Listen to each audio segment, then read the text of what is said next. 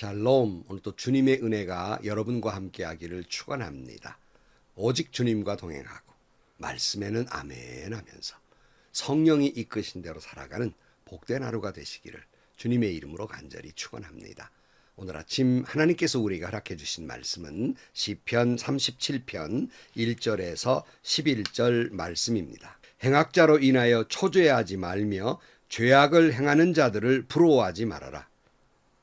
이는 그들이 풀같이 곧 베어질 것이며 푸른 나물같이 말라질 것임이라. 주를 신뢰하고 선을 행하여라. 그리하면 내가 땅에 거할 것이요 진실로 그가 너를 먹이시리라.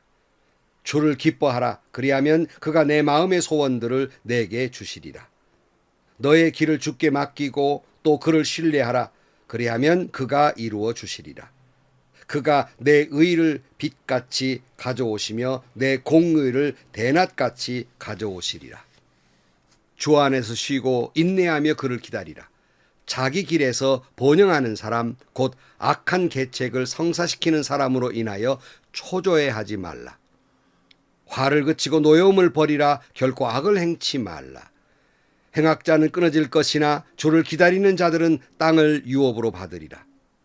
잠시 후면 악인이 없어지리니 정녕 내가 그가 있던 곳을 열심히 찾아도 그가 없을 것이라. 그러나 온유한 자들은 땅을 유업으로 받을 것이요 화평의 풍요함으로 기뻐하리로다. 아멘. 오늘 우리가 같이 본 시편 37편은 지혜의 시로 분류되어 있습니다. 오늘 또 여러분 우리가 하나님의 말씀을 통해서 삶의 지혜를 얻게 되기를 축원합니다. 특별히 악인이 형통하는 이 세상 속에서 믿음으로 살려고 몸부림치는 의로운 자가 어떻게 살아가야 할까 하는 것에 대해서 오늘 시편 37편을 통해서 다시 한번 지혜를 얻게 되기를 축원합니다. 특별히 오늘은 12월 1일입니다. 이제 12월 달 한 해를 마무리하면서 새해를 준비하는 달이기도 합니다. 험한 세상 정말 금년 한 해 어려웠지 않습니까?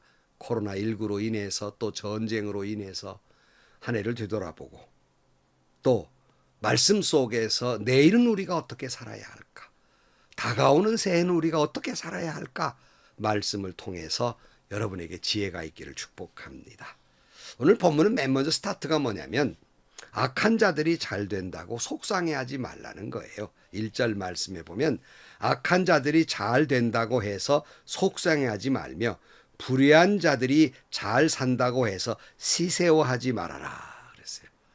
물론 저도 잘하는 말씀이죠. 그러나 저는 이 말씀을 읽을 때마다 참 부끄러워요. 하나님 앞에 죄송한데요. 왜냐하면 그렇게 살지 못하기 때문입니다. 목회를 하다 보면 성도들의 여러 가지 어려움을 봐요. 경제적인 어려움, 질병의 고통, 자녀와 남편으로 인한 어떤 또 어려움, 또 관계로 인한 어려움, 이런 것들을 봅니다. 그러나 교회 밖의 사람들을 보면 잘만 살아요. 예수 안 믿어도 사업도 잘 되고 자녀들도 어떻게 탁탁 잘 되어 가는지 그런 모습을 볼 때마다 이 악인의 형통을 보면서 슬며시 화가 납니다. 속상해요. 셈이 납니다.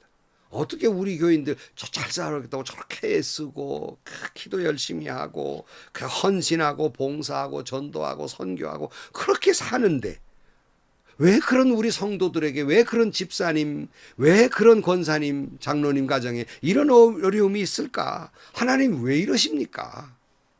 저 자신을 위해서가 아니라요. 성도들을 볼 때 그렇게 마음이 속상해요. 이스라엘 백성도 그렇게 생각을 했어요. 악인이 잘 되고 의인이 고통받는 것을 보면서 하나님 앞에 원망하고 불평을 토해내기도 했습니다.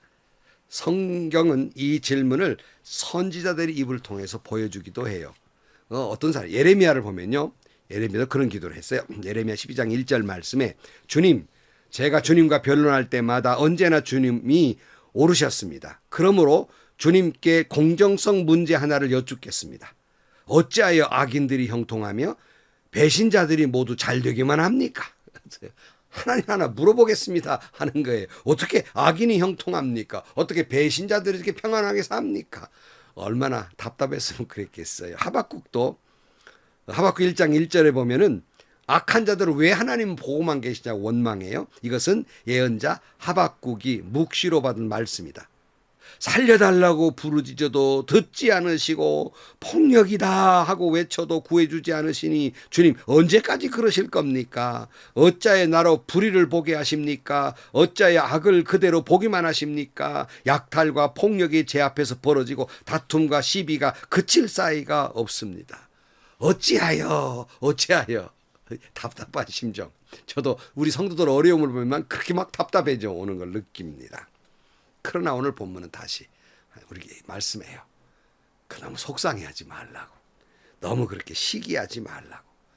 이유는 그거 다 순간이라고 이렇게 말씀해요. 2절 말씀에 그들은 풀처럼 빨리 시들고 푸성기처럼 사그라지고 만다.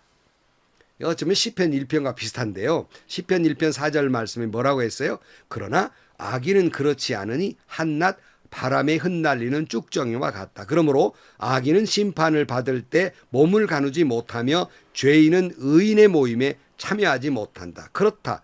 의인의 길은 주님께서 인정하시지만 악인의 길은 망할 것이다. 악한 사람들이 지금 잘 되는 것 같지만 바람에 나는 겨 쭉정이에 불과하다. 휙 하면 하나님이 한번 바람 휙 불면 날아가 버릴 것이다. 마지막 심판 때 그들은 망할 것이다. 그들이 이 세상에 누리는 것 찰나에 불과하다. 우리에게는 영원한 축복이 있고 영원한 생명이 있다 하는 말씀입니다. 그러므로 우리는 살아가면서 너무 악한 자들의 형통을 부러워하거나 시샘할 필요는 없습니다. 그래서 8절 말씀에 이렇게 말해요. 노여움을 버려라. 격분을 가라앉히라. 불평하지 말아라. 이런 것들은 오히려 악으로 기루어질 뿐이다 그랬어요. 원망하며 불평하다 보면 나도 모르게 몹쓸 죄를 짓고 말아요. 입술로 죄를 짓고 생각으로 죄를 짓고 어떤 때는 행동으로 놔버리고 맙니다. 여러분 악한 자들은 결국 망할 거예요. 자취도 없이 사라질 겁니다. 그러므로 괜히 분내거나 시기해서 죄 짓는 일이 없어야 합니다. 그냥 오늘 보면 이렇게 살아가라고 말씀해요. 3절 말씀에 주만 의지하고 선을 행하여라. 이 땅에 사는 동안 성실히 살아라 그랬어요. 오직 주님을 의지하고 살아라. 그리고 나에게 주신 사명, 맡겨주신 그 사명을 삶을 성실히 살아가면 된다. 이렇게 말씀하고 있습니다. 예레미야 17장 7절 말씀에 그러나 주님을 믿고 의지하는 사람은 복을 받을 것이다. 그는 물가에 심은 나무와 같아서 뿌리를 개울가로 뻗으니 잎이 언제나 푸르므로 무더위가 닥쳐와도 걱정이 없고 가뭄이 심해도 걱정이 없다. 그 나무는 언제나 열매를 맺는다. 그랬고요. 시편 1편 3절 말씀에 그는 시냇가에 심은 나무가 철 따라 열매를 맺으며 그 잎이 시들지 아니함 같으니 하는 일마다 잘 될 것이다. 그랬어요. 여러분 그냥 주님만 의지하고 살면 그냥 성실히 하나님이 가라 한 그 길을 걸어가면 우리를 복되게 하실 것입니다. 적당한 때가 되면 시기가 되면 철마다 물가에 심은 나무처럼 열매가 늘 맺는 것처럼 그렇게 열매를 맺게 해주실 것이고 복되게 해 주실 것입니다. 특별히 여기 보면 선을 행하라고 돼 있어요. 그러니까 악한 사람들 때문에 원망하느라고 불평하느라고 시기하느라고 죄짓지 말고 오히려 그럴 시간이 있으면 선을 행하라 그랬어요. 세상에 불쌍한 사람 중에 한 사람은요 매사에 불평하는 사람이에요. 참 불행한 사람이에요. 매사가 자기는 피해자예요. 매사가 그러고 사는 거예요. 대표적인 인물이 가인 아니에요. 자기가 잘못해서 하나님께서 그 제사를 안 받으시는데 자 동생 아벨 때문이라고 쫓아가 죽여버리고 말았잖아요. 가장 불쌍한 사람들이죠. 주님 이렇게 말씀하십니다. 마태복음 5장 16절 말씀에 이와 같이 너희 빛을 사람에게 비추어서 그들이 너희의 착한 행실을 보고 하늘에 계신 너희 아버지께 영광을 돌리게 하여라. 착한 일, 선하게 산다는 건 뭐예요? 하나님의 말씀대로 사는 거예요. 뭐 구체적으로는 모든 사람을 사랑하고 자비와 긍휼을 베풀고 또 말씀드립니다. 여러분, 우리에게는요, 누구를 미워하거나 시기하거나 정죄하거나 질투하거나 재판할 권리 없습니다. 오직 우리에게는요, 사랑하며 용서하고 긍휼과 자비를 베푸는 의무만 있을 따름입니다. 우리는 선을 행해야만 하는 의무가 있을 따름입니다. 오늘 4절 말씀에 기쁨은 오직 주님에게서 찾아라. 주님께서 내 마음의 소원을 들어주신다. 무슨 말씀이에요? 우리의 행복은 악인들처럼 무슨 짓을 하더라도 나만 잘 되면 되고 이 땅에 사는 동안 돈 많이 벌고 출세하고 무슨 뭐 어떠고 저떠고 이런 것에서 행복을 찾는 것이 아니라 여호와로 인하여 기뻐하라. 그러면 하나님이 내 소원을 들어주신다는 말씀이에요. 하나님을 믿는다는 것, 하나님을 사랑한다는 것, 그리스도인이라는 말은 곧 하나님으로 인하여 기뻐하는 자들이라는 말입니다. 늘 하나님으로 인하여 기뻐하는 자들은 모든 일에 하나님만 생각해요. 하나님의 뜻으로 생각해요. 그러기에 늘 모든 일에 감사해요. 원망하지 않아요. 항상 모든 것의 중심을 하나님 중심으로 생각해요.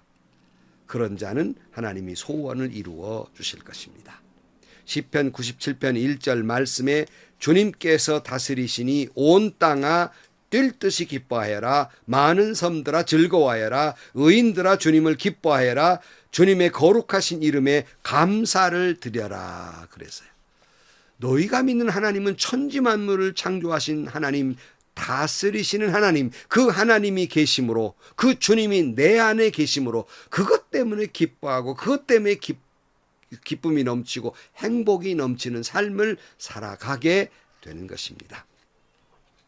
오늘 본문 이렇게 말씀해요. 4절 말씀에 기쁨은 오직 주님에게서 찾아라. 주님께서 내 마음의 소원을 들어주신다. 내 갈 길을 주님께 맡기고 주님만 의지하여라. 주님께서 이루어 주실 것이다. 너의 의를 빛과 같이 너의 공의를 한낮의 햇살처럼 빛나게 하실 것이다. 그랬어요. 여기서 말하는 내 길은 무엇을 말하는 겁니까? 내 직장, 내 사업, 내 가정, 내 건강 문제, 내 노후의 문제, 내 자녀의 문제, 내가 걸어갈 인생의 모든 문제 여호와께 맡기라 그랬어요. 여러분, 우리는 늘 이렇게 인정하며 살아야 돼요. 이 상황이 해결될 수 있는지 없는지에 대한 건 하나님만이 아신다. 이렇게 고백하면요, 하나님이 모든 상황 속에서, 이런 무덤 같은 상황 속에서라도 하나님은 여러분을 일으켜 세워주실 것입니다. 오늘 내게 기적이 필요하고 오늘 내게 하나님의 은혜가 필요하다면 하나님은 반드시 여러분에게 다시 한번 일어서는 용기를 주실 것이고 길을 열어주실 것이에요. 정말 희망이 사라지고 절망의 골짜기에 있다 할지라도 하나님은 마른 뼈 위에 살이 오르게 하고 일으켜 세워주는 기적을 여러분들에게 보여주게 될 것입니다. 마태복음 11장 28절 말씀에 수고하고 무거운 짐진 자들아 다 내게로 오라. 내가 너희를 쉬게 하리라 그랬어요. 여러분, 여러분의 모든 인생의 문제를 주님께 맡기시기를 축복합니다. 너의 길을 맡겨라. Trust in him. 그를 의지하라. 절대 믿음. 내 인생은 물론이고 내 삶의 모든 짐까지 다 주님께 맡기는 거예요. 바로 그것이 믿음입니다. 하나님이 인도하시는 길을 기뻐하며 맡기고 의지하면 하나님이 내 소원을 들어주시리라. 더욱 빛과 같이 세워주실 것을 말씀하고 있습니다. 잠언 16장 3절 말씀에 내가 하는 일을 주님께 맡기면 내 계획하는 일이 이루어질 것이다 그랬어요. 다 맡기십시오. 주님께서 길을 열어주실 것입니다. 여러분 잘 아는 빌리 그레이엄 목사님 이렇게 말씀하고 있어요. 해도 안 될 때라는 유명한 말이 있어요. 해도 안 될 때, 그때는 전적으로 하나님께 맡겨보라. 하나님께서 판단하여 이루어 주실 것이다. 얼마나 큰 위로가 되는지 몰라요. 모든 것을 하나님께 맡기고 주님의 뜻을 따라 인도하심을 받기를 축복합니다. 하나님 앞에 겸손히 충성하시면 하나님께서 모든 것을 판단해 주실 것입니다. 나쁜 것은 막아주실 것입니다. 좋은 것은 이루어 주실 것입니다. 다시 말하면 모든 결과는 하나님께 맡기라는 거예요. 우리의 앞날은 잘 모릅니다. 여러분, 아논이라는 분이 이렇게 말해요. 뭐라고 말하냐면 지칠 줄 모르는 사람은 역경을 지치게 만든다. 이래도 네가 안 쓰러질래? 악마가 우리를 괴롭혀도 사탄을 지치게 만들어 버려야 돼요. 하나님을 사랑하는 자, 그 뜻대로 부르심을 입은 자들에게 모든 것이 합력하여 선을 이룬다는 사실을 믿으시기를 축복합니다. 아무리 내가 힘들어도 어려워도 실패해도 병들어서도 고통스러워도 불평하지 마십시오. 시기하지 마십시오. 그래야 하나님은 여러분들에게 선한 열매를 맺게 해주실 것입니다. 이 은혜가 여러분에게 있기를 축복합니다. 절망이 깊으면 깊을수록 하나님을 의지해야 됩니다. 잠잠히 굳굳이 그냥 내 삶의 길을 굳이 걸어갑니다. 어떤 요동치는 상황 속에서라도 주님의 도우심만 바라보는 자에게는 반드시 승리가 있을 것입니다. 제가 정말 사랑했던, 이미 하늘나라 가셨습니다마는 정말 존경하는 우리 권사님이 계셨는데요. 그분이 다 평생 정말 지독히도 가난 속에서 사셨는데요. 늘 그분이 즐겨 부르는 찬송이 있었어요. 주 안에 있는 나에게 딴 근심이 있으랴. 십자가 밑에 나아가 내 짐을 풀었네. 주님을 찬송하면서 할렐루야 할렐루야. 내 앞에 멀고 험해도 나 주님만 따라가리. 그랬습니다. 여러분, 마음의 소원을 이루어지기를 원하십니까? 그런데 처절한 절망 속에 있습니까? 하나님만 바라보십시오.